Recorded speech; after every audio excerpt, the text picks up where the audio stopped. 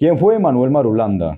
Pedro Antonio Marín, también conocido por sus alias de Manuel Marulanda o Tiro Fijo, fue un campesino, comerciante, líder guerrillero y terrorista colombiano. Antes de entender qué lo llevó a convertirse en estas últimas dos, tenemos que hacer un análisis acerca de su pasado. Y es que Marín nació en 1930, en el municipio de Génova, que en ese entonces formaba parte del departamento de Caldas. Su familia estaba compuesta por campesinos liberales, entre ellos su abuelo, que era un veterano liberal de la Guerra de los Mil Días. Para la época en la que Marín estaba creciendo, las ideas revolucionarias y marxistas estaban tomando fuerza entre el campesinado colombiano, pues un año antes de su nacimiento, en 1929, se presentó el levantamiento del Líbano, considerada la primera insurrección armada comunista en América Latina. Marín era descrito como un muchacho de pocas palabras y muy trabajador, pues de hecho a la edad de 13 años abandonó su hogar para buscar mejores oportunidades laborales.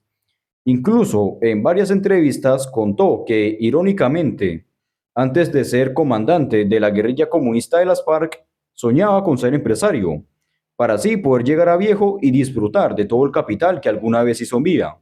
Este fue un sueño que persiguió temporalmente, pues fue comerciante de varios pueblos del departamento del Tolima y del Valle del Cauca. Todo esto transcurrió con normalidad hasta los eventos del 9 de abril de 1948, cuando es asesinado en la capital el caudillo liberal Jorge Eliezer Gaitán. La muerte de este personaje desata una ola de manifestaciones en todo el país, siendo la zona más afectada la capital, razón por la cual este evento es conocido como el Bogotazo. Una vez que logran disuadir las manifestaciones, el gobierno conservador, a la cabeza del presidente Mariano Ospina Pérez, da la orden de movilizar un gran número de efectivos militares por todo el país. Esto con la tarea de restablecer el orden público, movilizando militares para zonas como los Llanos Orientales, el Tolima, Boyacá, Antioquia, Valle del Cauca y algunos pueblos de Cundinamarca. A la par de esto, se estaba presentando el nacimiento de grupos paramilitares conservadores conocidos como pájaros y chulavitas, quienes estaban compuestos por campesinos y trabajadores conservadores, quienes fueron armados por el gobierno y desplegados junto a la fuerza pública para restablecer la seguridad en las regiones afectadas por las manifestaciones. Precisamente durante esta tarea, los grupos paramilitares cometieron todo tipo de crímenes y abusos contra la población campesina liberal. Esto llevó a que algunos campesinos liberales, con tal de preservar sus vidas, fundaran grupos armados de autodefensa, que a medida que fueron ganando apoyo y armamento se convirtieron en guerrillas.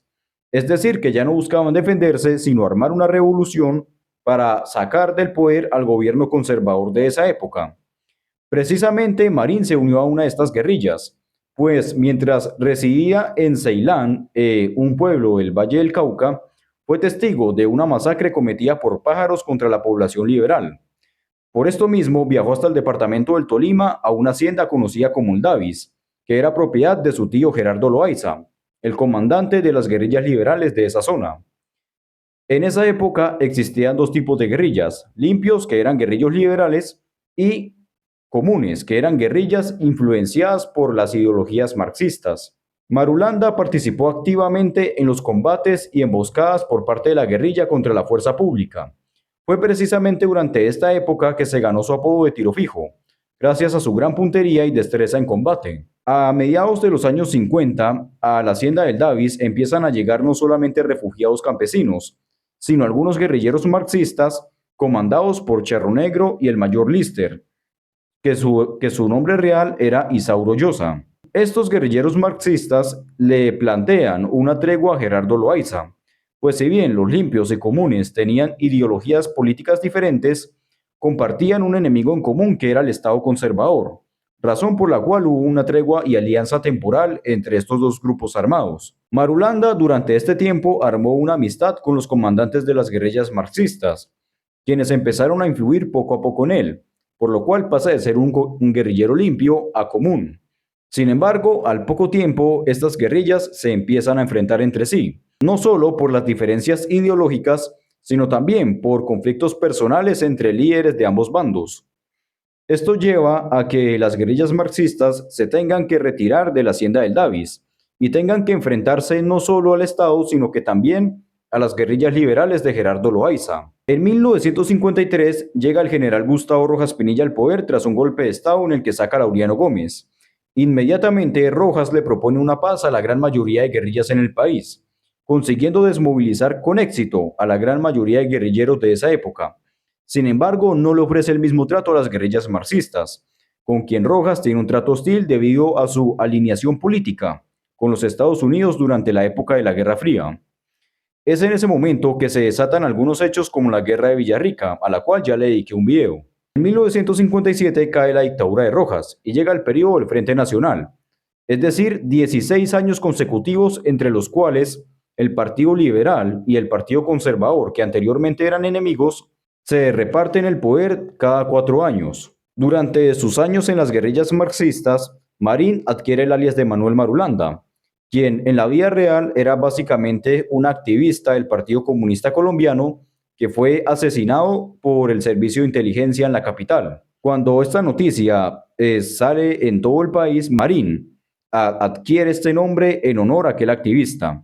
Durante la presidencia de Alberto Lleras, las guerrillas comandadas por Marulanda cuentan con una paz temporal, estableciéndose en las veredas del Pato, Río Chiquito y Guayabero, zonas completamente abandonadas por el Estado donde las guerrillas establecen su propio sistema y normas de convivencia. Esto llama la atención de políticos conservadores como Álvaro Gómez Hurtado, el hijo del expresidente Laureano Gómez, a quien ya le dediqué un video. Para alguien tan nacionalista y anticomunista como Álvaro Gómez, la existencia de territorios donde reinaba la ausencia del Estado y aparte servía de base para grupos armados comunistas era sin duda una amenaza para el país, razón por la cual da un discurso en el Congreso condenando la existencia de lo que él llama repúblicas independientes. Y este discurso es suficiente para convencer al presidente conservador de la época, Guillermo de León Valencia, de ordenar una operación militar a gran escala en la zona, conocida como la Operación Soberanía, donde incluso participan veteranos de la Guerra de Corea. En este operativo se logra desalojar a las guerrillas de ese territorio. Sin embargo, Marulanda, junto con la gran mayoría de sus guerrilleros, logran sobrevivir, fundando en 1964, tras ese operativo, la guerrilla conocida como Fuerzas Armadas Revolucionarias de Colombia, popularmente conocida como las FARC. Al principio, la guerrilla cuenta con algún apoyo dentro del campesinado y la clase popular colombiana.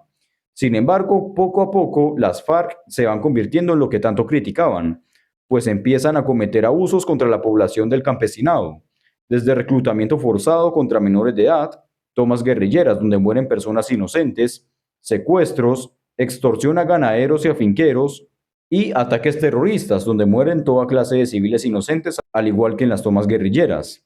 Aparte de que en los años 80 y 90 la guerrilla se empezó a involucrar directamente en el negocio del narcotráfico, pasando de ser una guerrilla con una lucha ideológica a básicamente una organización narcoterrorista. Algunos gobiernos con el pasar de los años intentaron negociar con Marulanda para llegar a un acuerdo pacífico, como lo fueron los presidentes de Belisario Betancur y Juan Manuel Santos, este último teniendo el mayor avance.